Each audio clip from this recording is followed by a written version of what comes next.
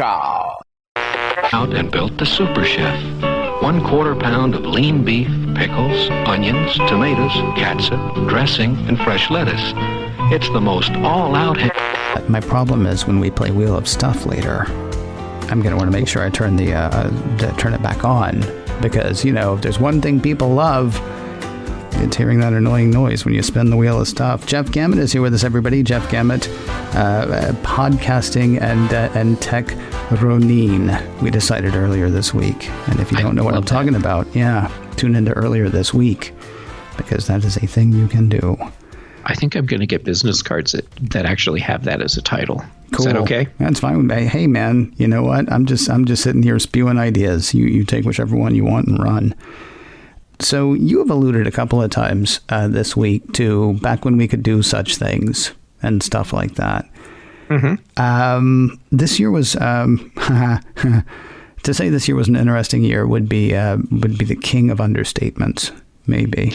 But yeah, looking specifically at Apple stuff, there are a couple of things that I'm trying to remember. Like, well, first of all, I was talking to a friend of mine the other day about just how much stuff Apple has delivered, even just over the last 3 months. And her immediate thing was, well, they didn't start 4 months ago. Like, they were always going to come out with iPhone 12 this year.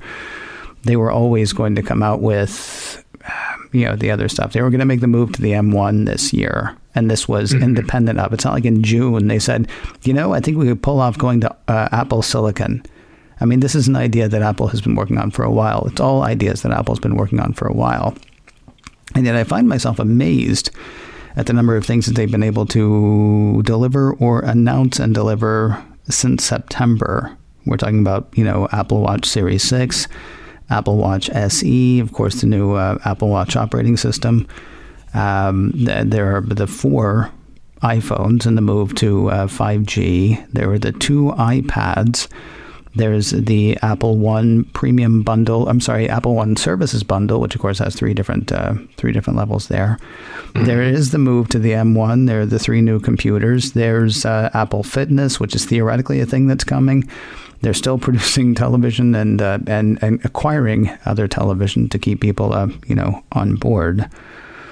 There are a number of things I don't know. Like, does it feel like they're doing more this year than they have in the past? Because I'm just sitting home watching it on TV and not really doing much else, or do they all deliver to this degree?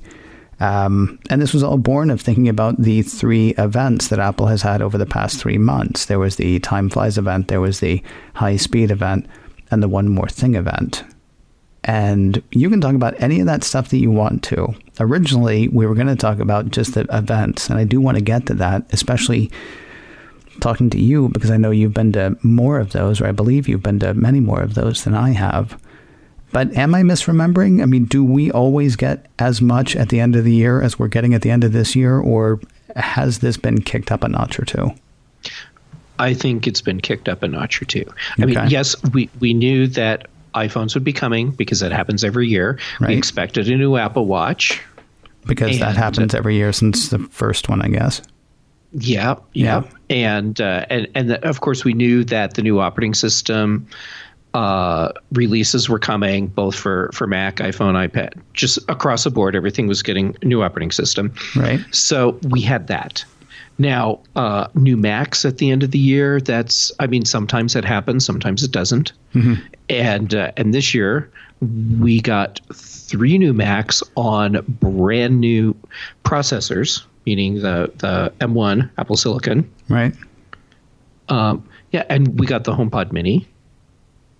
And everything you rattled off, we got more than we normally do, I think. I feel like the Mac might be the thing that really pushes it over, because new Macs tended to kind of drop when they were ready, right? And granted, I mean, they're ready, and so they drop now, but they're dropping now in the middle of a holiday season and a time where they already had, a bistro table, because they have the whole, everything we make can fit on one table thing. They had a bistro table, full of product. And then they said, oh, by the way, scoot over a tiny bit because we also have these 3 computers as well. That might be the thing that's really making it.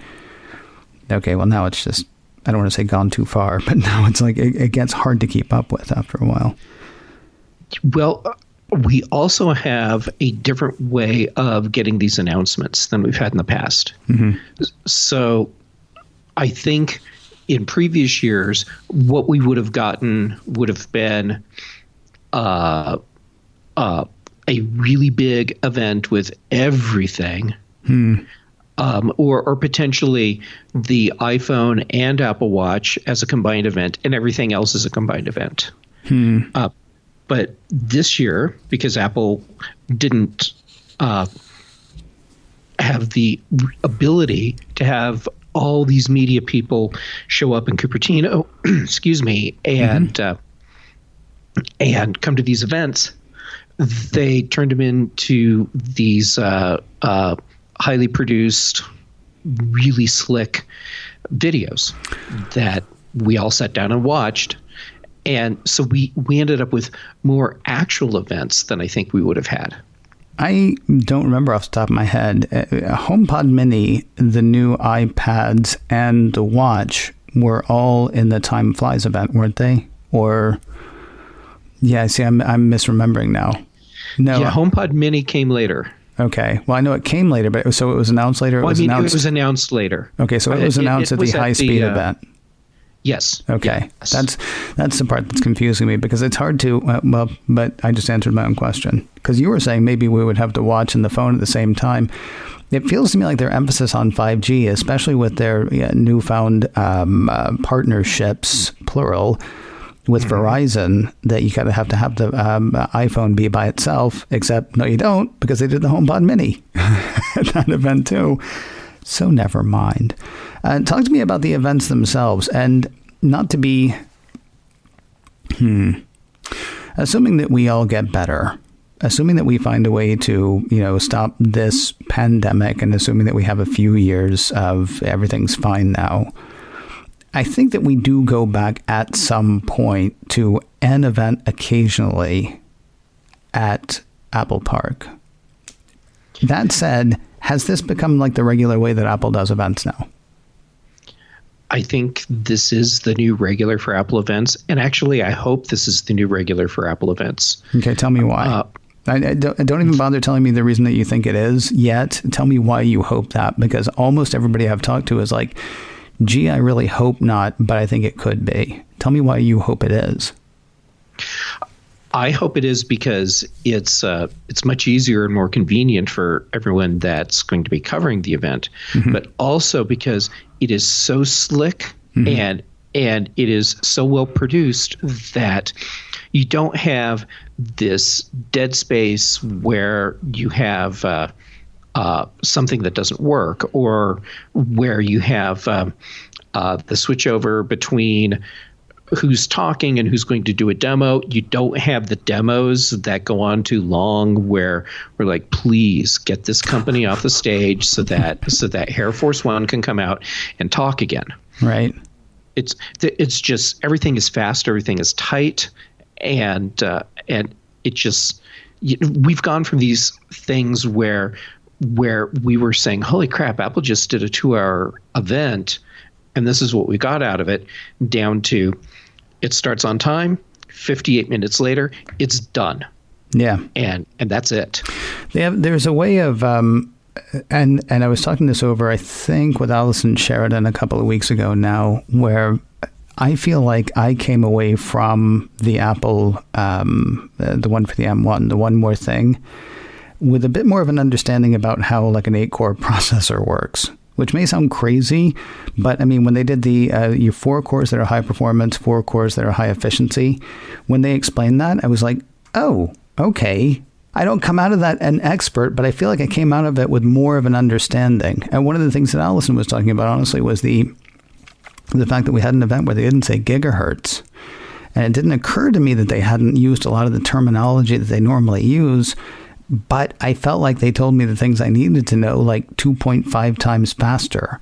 And this part does this while this part does this, as opposed to, throwing a lot of technical jargon.